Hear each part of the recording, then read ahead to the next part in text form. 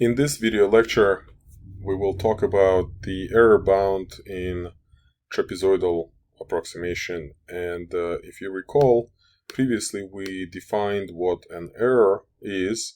It's the difference between the definite integral's value and what you found that value to be using one of the approximations.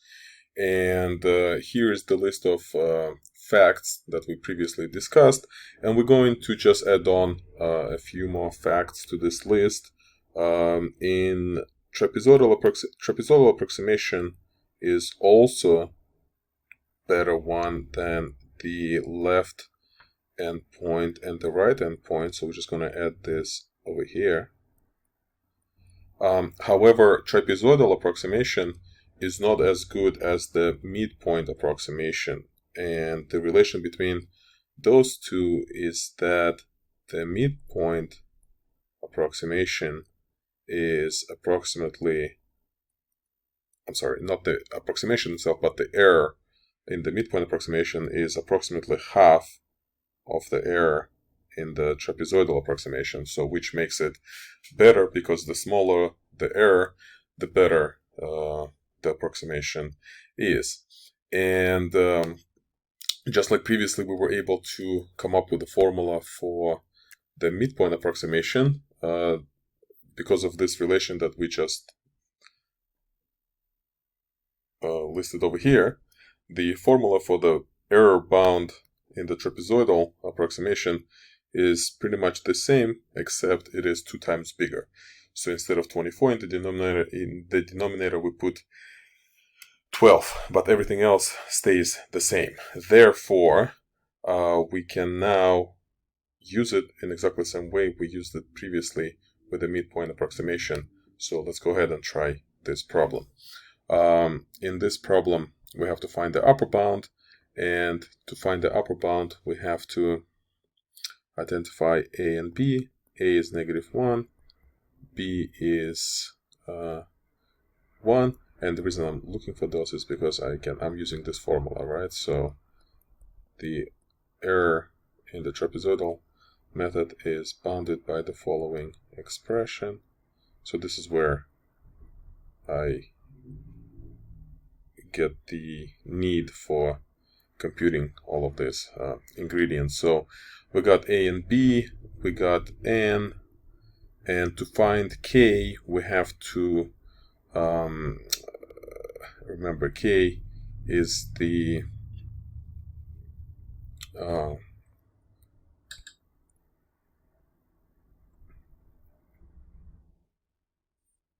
K is the largest value that the second derivative is. So to identify K, we're going to take the function and we're going to differentiate it. So 2e to the x, this is an interesting one. So derivative is also 2e to the x, and the second derivative is also 2e to the x, but this second derivative is also an increasing function, and therefore on the interval from -1 to 1, it's going to have its minimum at -1, and it's going to have its maximum at 1, and therefore K can be as small as 2e.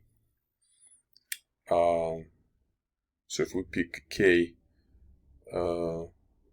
2e, then we'll get the smallest, the tightest upper bound for the error.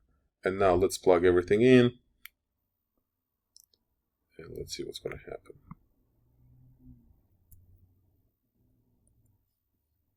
So I'm going to put 2e here for right now, but then what you're going to do about it, it depends on whether you have a calculator or not. Usually the idea is it only makes sense to do this type of work when you don't have a computational power, and therefore if I don't know what that integral is, I probably also don't know what 2 times e is, right? So that's kind of the idea.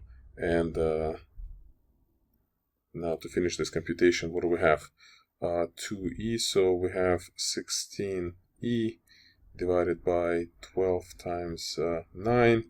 I can do some little simplification here, right? But we probably need a calculator for this. So again, if I didn't have a calculator, I would just replace e with number 3.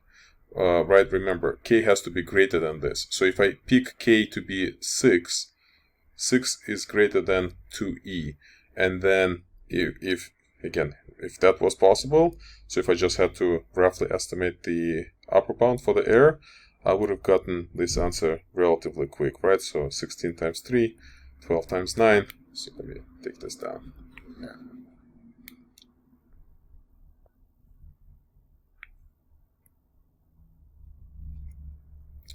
And then we can do a little divided by 4, so it's 4 9s and 0.44, right?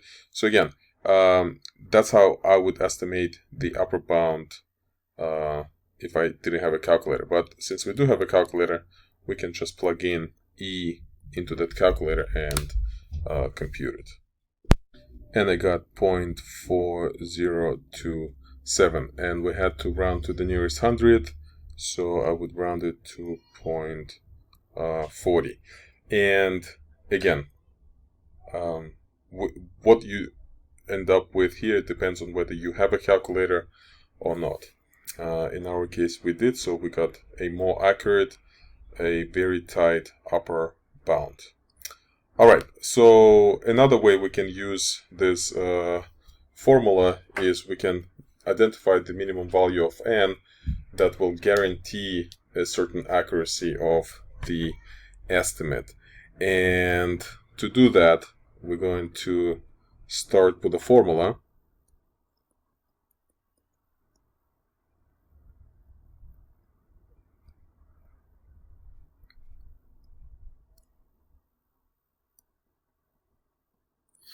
And in order for us to make the error less than 100th, we can do that by making sure that the right side of that inequality is less than 100th. And that will guarantee that the error is also less than 100th. But now if we focus on this,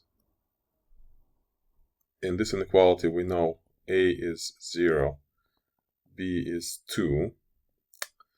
We don't know k, but to find k we have to find the upper bound of the largest value of the second derivative on this interval. So the derivative of this function is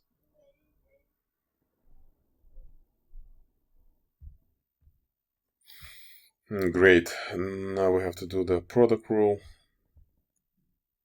So derivative of this times this plus derivative of this is going to be like 4x e to the x squared. Is that right? Which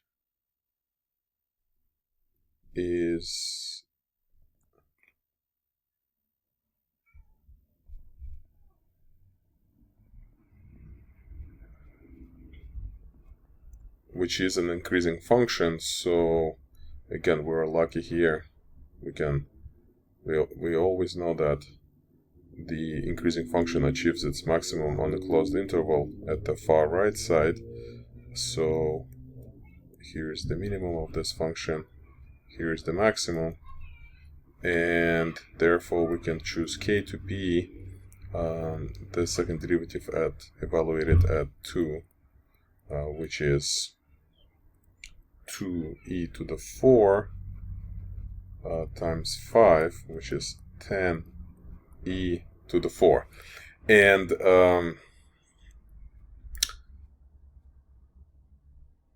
now again, if we wanted just a rough estimate, we could have just replaced e with number 3, and that would give us a larger value of k, which would in return give us a larger value of n. But if we want to keep things as tight as possible, we're going to have to keep k as small as possible, and that will give us n as small as possible. But anyway, to solve this inequality, we're going to isolate n squared. So first we're going to flip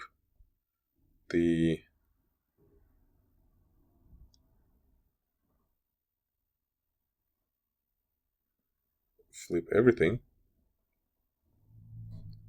and then we're going to isolate n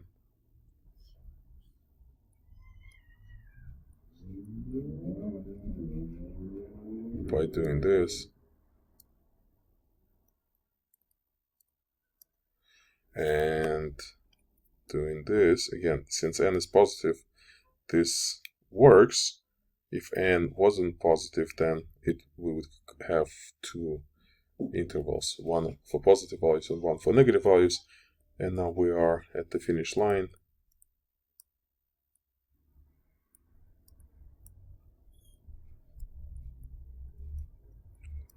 So again, for this type of problems, it is fair to assume that we would have a calculator actually. So let's just put it in the calculator. Of course, it would have been better if I found the derivative correctly. So there was a missing square over here, which changes the computations slightly. So this is 18 e to the 4, not 10 e to the 4. And now we put it all in the calculator. And the answer is 255.96. However, remember, n has to be greater than, and because n is an integer, the smallest n can be is actually 256. So if you pick n 256 or larger, you guarantee that the margin, not the margin, but the error will be less than 0.01. That is, the result of your trapezoidal approximation will be within 100th of a true answer, which we wouldn't know.